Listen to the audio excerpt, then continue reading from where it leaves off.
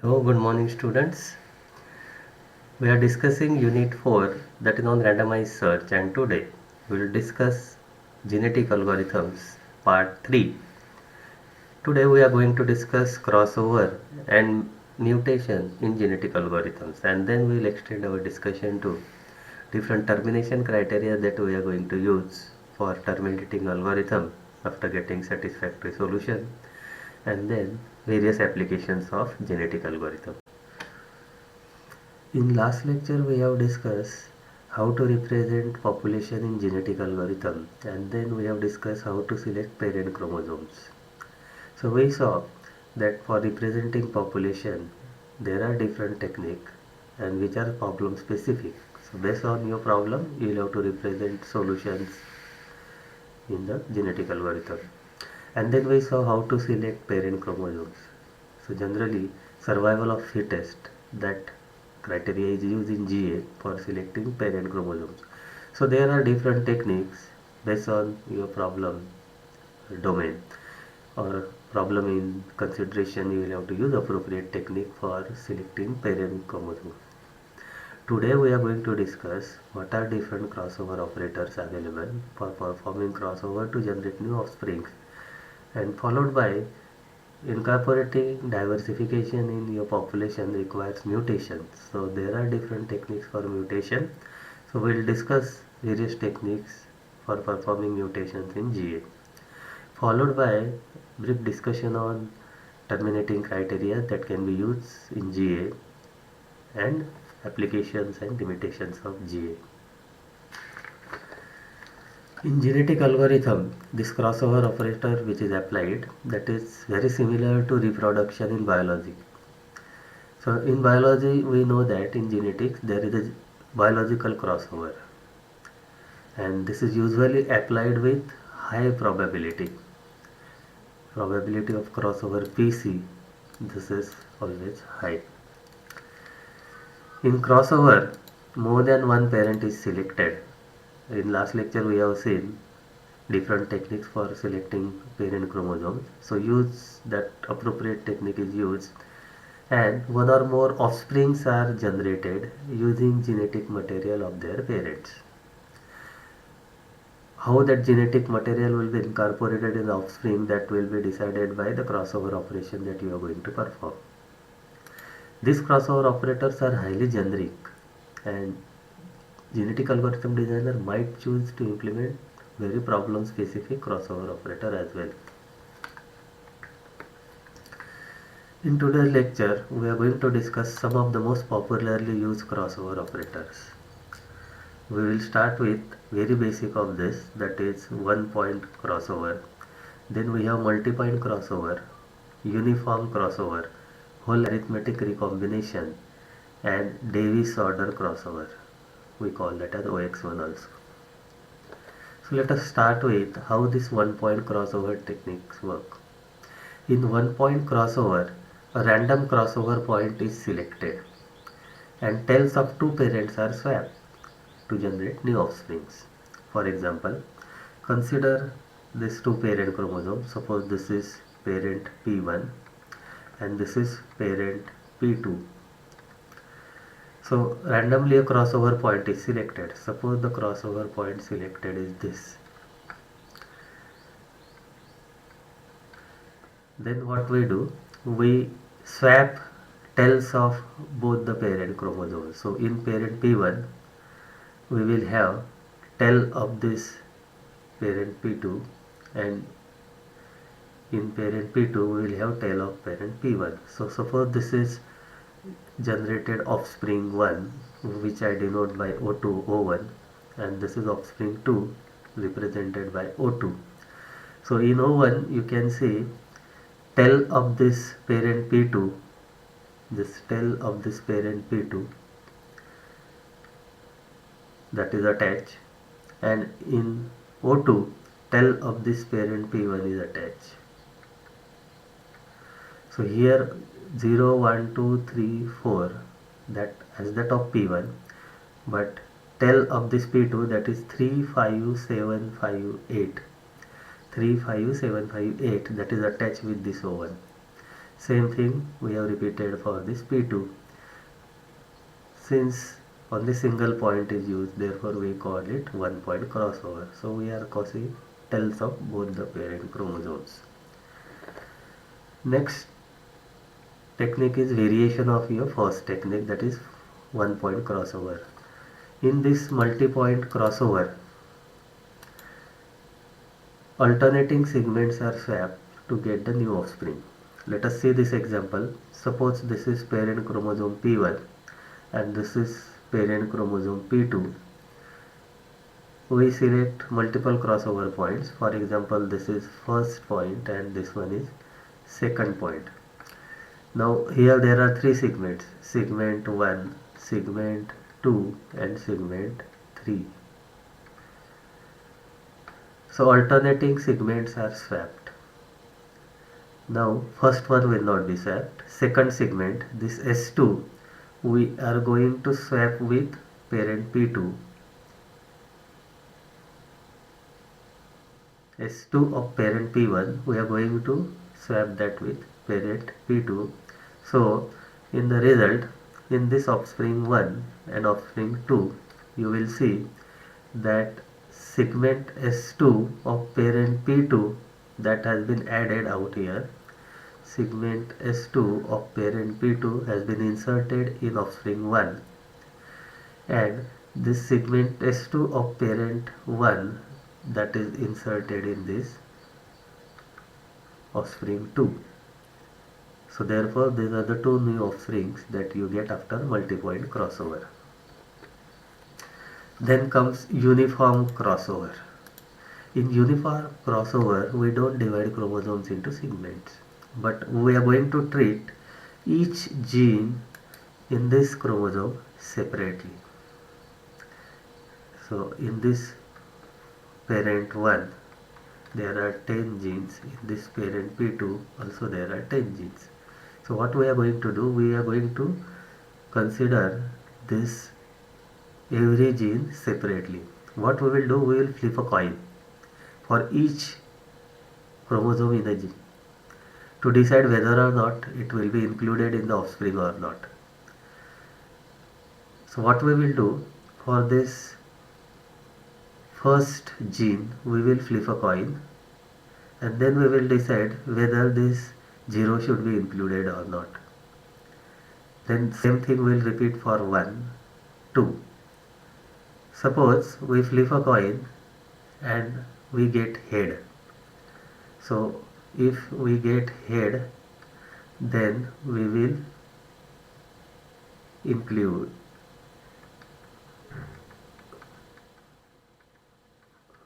And if we do not get head, then we will not include. We have flipped a coin, we got head for P1, so therefore we have included this 5 in this offspring 1. This is offspring 1, this is offspring 2. Again we flipped a coin, we got tail.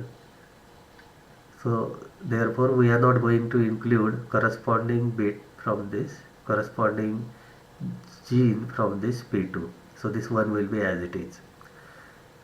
Then we flipped a coin again, we got head. So therefore we have included this 9 in this offspring 1. Look at here. So 9 has been included. Again a coin is flipped. Then again there was head, suppose. So again 4 has been included. This 4 from parent P2 has been included in this offspring 1. Again a flipped a coin, we got tail, that is not head. So not included, 2 is not included. Again flipped a coin, again got tail. So again 3 is not included. Flipped a coin, we got head. So therefore this 5 is included. 5 from this parent P2 is included in this offspring 1. For 7 we got again tail, so keep it as it is. For 8 we got suppose head, so we have included this 5 in this 1 at corresponding place. For 9 we got 10, so do not include, so keep this 9 as it is. In this way offspring of 1 is generated. Same process will be repeated for other parent pairs. This is how your uniform crossover works. Then we have whole arithmetic recombination. In whole arithmetic recombination, we commonly use weighted average for the two parents. And this type of whole arithmetic recombination is used with integer representations. If your solution representation is integer, then this whole arithmetic recombination can be used. For this purpose, we use two formula to generate offspring 1. Formula is alpha multiplied by x plus 1 minus alpha multiplied by y. This y is from second parent chromosome. So this is P1 and this is P2. So x will be from this P1. We are representing this as x, and y will be from this P2. This alpha is a constant, and this value of this alpha is between 0 and 1. For child 2, that is offspring 2, this is your child 1 and this is child 2. For child 2, again alpha multiplied by y, that means from same parent, plus 1 minus alpha multiplied by x, that is from first parent. So this is weighted average that you are taking. For example, consider this case. Start with this first gene from this parent P1. Your x is equal to 0.1. So we are considering this particular case. Now in this case, x is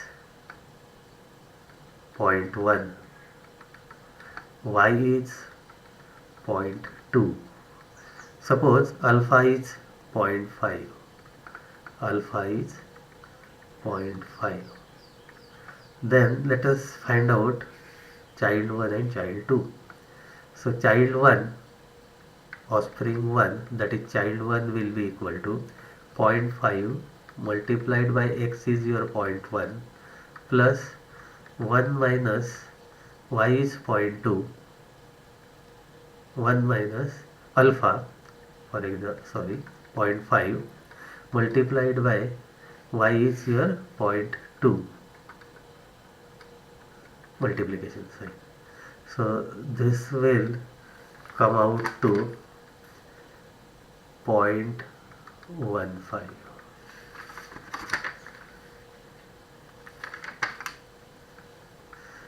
So therefore, if you come here, you will find out in child 1, the first gene is here 0.15. Now since alpha is equal to 0.5 in this case, child 1 and child 2 both will be same. Child 2 will be, again you calculate it, it will be 0.15. Similarly, you can find out second gene out here. Let us see how you are going to do that. Now here, while calculating second gene here, consider this gene 2 from parent P1. At the same time, you will be considering now this 0.3 from P2. So y will be 0.3. So let us apply this formula. Child 1, that is offspring 1.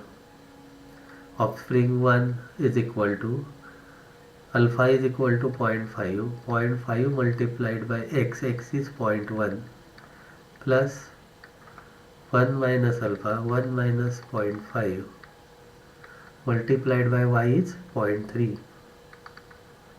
So this will come out to 0.2. So therefore, out here we have second gene in child 1, that is offspring 1, that is 0.2. So in this way we calculate offsprings in whole arithmetic recombination. Now Davis order crossover, which is also called as OX1.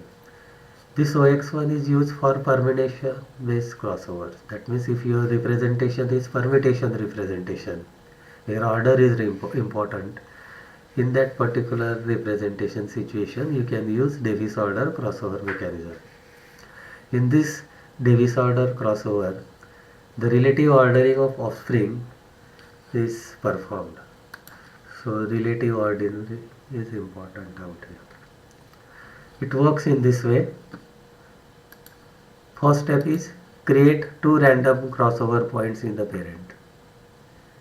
So that will create 3 segments. And then copy the segment between them from first parent to the second offspring. And second step is starting from second crossover point in second parent, copy the remaining unused numbers, that is genes, from second parent to the first child, wrapping around the list. And same process you will be repeating for second child also. Now let us see how to do this for the following example. First step is you first create 3 segments by selecting 2 crossover points and copy the segment between them to form the first parent. Let's see this example. Now here this is depicting step 1, and out here this is representing step 2. This is for step 1. So we are generating here offspring 1 only. Now what we have done here, we have selected 2 crossover points, so that has generated 3 segments. That was your first step. Create 2 random crossover points in the parent chromosomes and copy the segment between them from first parent to the first offspring. So this segment, in between segment is this 3, 4, 5, 6. 3, 4, 5, 6. So we have copied this segment as it is in offspring 1. So that's how we perform step 1. Simple. Then come to the second step. Now starting from second crossover point, your second crossover point is this one, right? Second crossover point, this one, right? Starting from, second crossover point in second parent. So your second parent is this one. So starting from second crossover point, so I will show it by this green line. Starting from this second crossover point, copy the remaining unused numbers from second parent to the first, wrapping around the list.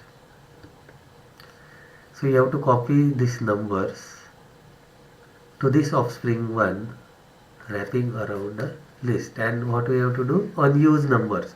So used numbers are 3, 4, 5, 6. So you are going to remove 3, 4, 5, 6 from this parent 2. So in parent 2, if you remove 3, 4, 5, 6,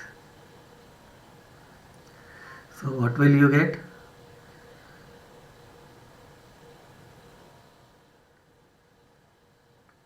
3 you have removed,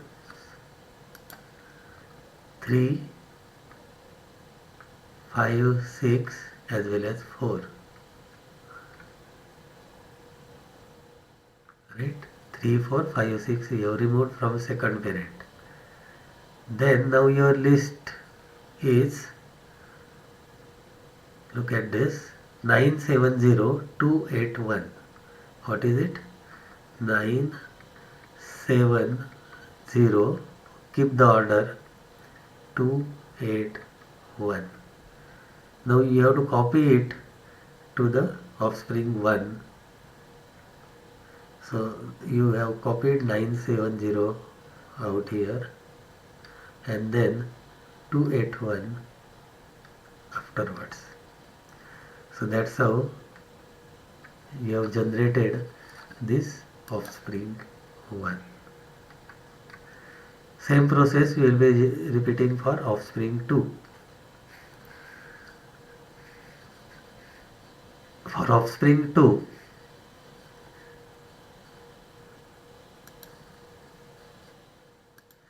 now for offspring 2, suppose you are generating, then your offspring 2 will contain which segment you are going to copy? 2814. So here you will have 2814. Now from parent chromosome 1, that is from P1, you will have to remove this 2814. So your parent chromosome P1 is 0, 1, 2, 3, 4, 5, 6, 7, 8 and 9. So you are going to remove this 2814, 2814 from this. So keep the order. So your string is now 0, 3, 5, 6, 7, 9. So what you will be doing, you will be copying this 035 and here and then 679 out here. So that will give you offspring 2. So this is how this Davis order crossover works, which is also called as OX1. So these are various crossover techniques. Now we will discuss what is mutation in genetic algorithm. This mutation, you can visualize that as a small random walk. Randomness is there and you get a new solution after performing crossover and mutation. Now why it is done? We incorporate mutation to introduce diversity in the population. This diversity is very important to make or to remove your local maxima or localization in your population algorithm, and it is applied with low probability. If the probability is very high, then your genetic algorithm will reduce to the random search. We don't want that. We want optimal solution by using some kind of heuristic mechanism. So mutation is a part of GA which is related with exploration of this whole search space. So mutation helps you to explore the complete search space, otherwise it will be localized. It has been observed that mutation is essential for convergence of genetic algorithm, while this crossover is not. Now let us see what are different techniques for performing mutation. Basic technique is called as bit flip mutation. We have random resetting, swap mutation, scramble mutation and inversion mutation. Now genetic algorithm designer, he has to find out combination of these approaches or problem specific mutation, whatever he or she feels suitable for the problem in question. Now let us see how this bit flip mutation works. In this bit flip mutation, we select one or more random bits in your solution and flip them. Therefore, since you are selecting bits, it is generally used with binary representation. Suppose this is one of the chromosome or offspring generated from crossover, and this is randomly selected bit. So what we do, we flip it. So there are only two possibilities in binary. If it is 1, so make it 0. So this one we have changed to 0 out here. Remaining bits kept as it is. So this is the newly generated offspring from O1 after performing mutation. Similarly, another random bit can be chosen. So for example, uh, rather than this bit would have been selected. In that particular case, we would have changed this 1 to 0 in this case. Then we have random resetting. Second technique is random resetting. In random resetting, we extend this bit flip method, and bit flip, as we have seen, that works with integer representation. But in random resetting, you can apply this for integer representation, because bit flip we cannot perform in if your representation is integer representation.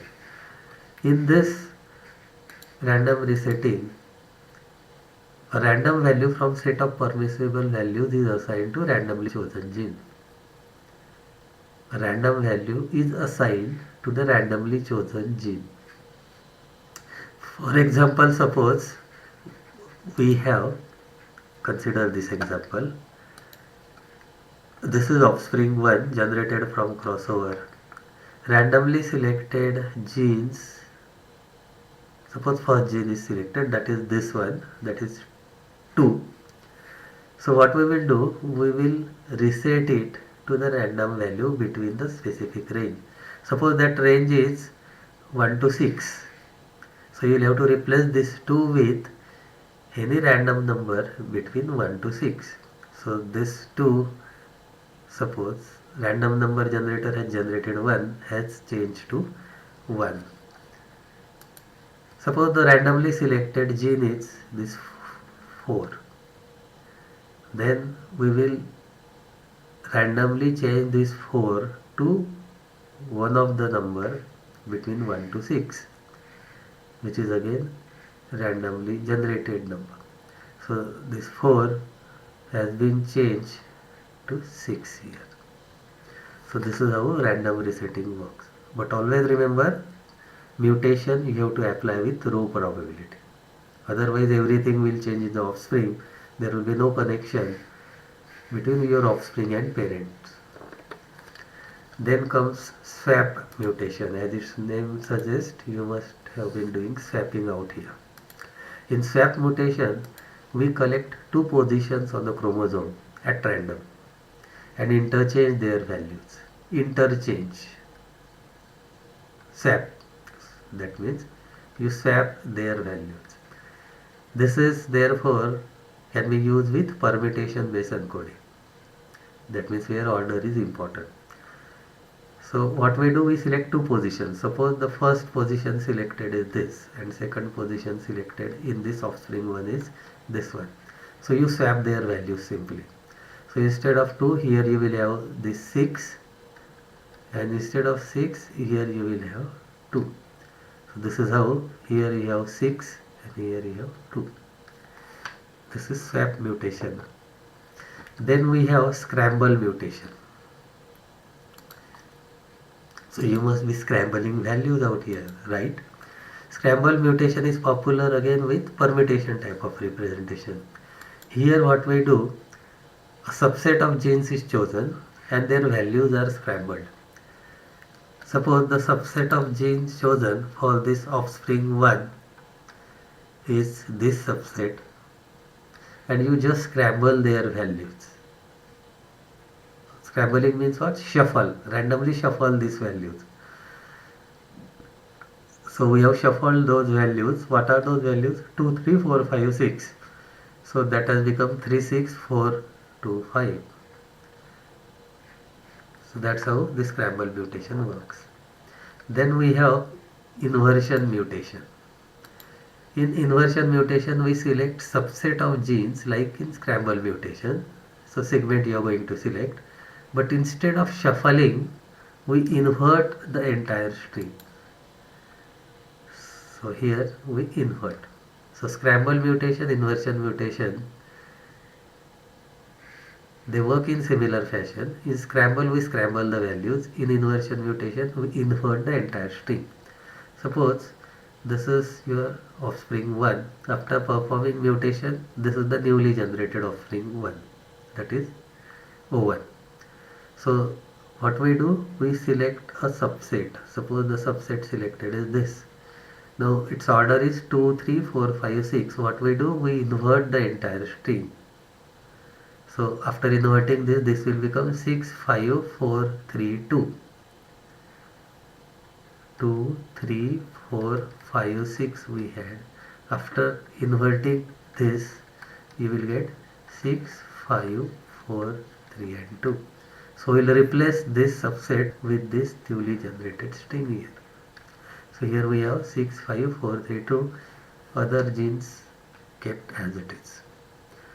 So this is how inversion mutation works. Now let us come to different termination criteria. How to terminate genetic algorithm. Termination condition in genetic algorithm is very important because it's optimization type of technique.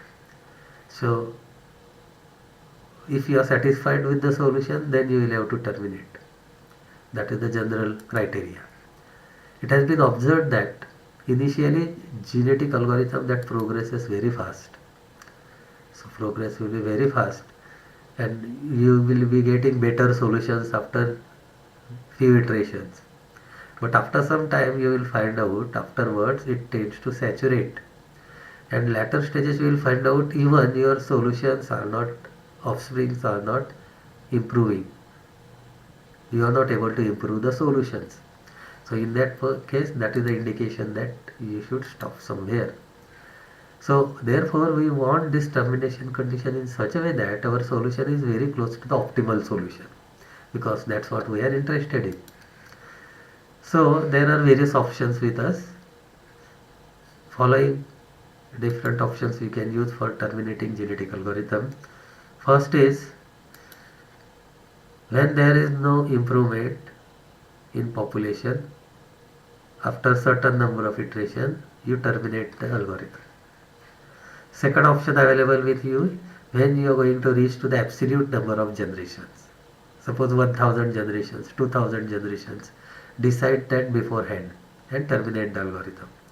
Third option available with you is when the objective function value has reached to certain pre-specified value. For example, in traveling salesman problem, if you have decided that your trip made by the salesman, the total distance traveled by the salesman, if that is 150, then that is good for me. So if I get fitness value 150, then I will terminate genetic algorithm if your problem is traveling salesman kind of problem, something like this. This type of technique, algorithms, you can find out their applications in variety of different areas, like various optimization problems. In economics, you will find out genetic algorithms are used. In neural networks also genetic algorithms are used for proper setting of parameters. In parallelization algorithms, genetic algorithms are used. You will find out their use in image processing, vehicle routing, scheduling problems, machine learning, robot trajectory generation, parametric design of aircrafts, DNA analysis, multimodal optimizations, traveling salesman problem, and related applications, etc. Now everything is not fine. There are some limitations of genetic algorithm. Some of the limitations are listed below. Genetic algorithms are not suited for all problems. They are not suited for all problems, especially when you have derivative information available. So don't use genetic algorithm in that case. Similarly, since you have to calculate this fitness values repeatedly in every generation for every chromosome, therefore they are computationally expensive. So make sure that really you need optimization kind of technique like G or not. Then they are stochastic in nature. So therefore there is no guarantee that always you are going to get the optimal solution. Similarly, if you do not implement them properly, if you do not tune parameters properly, genetic algorithms may not converge to the optimal solution.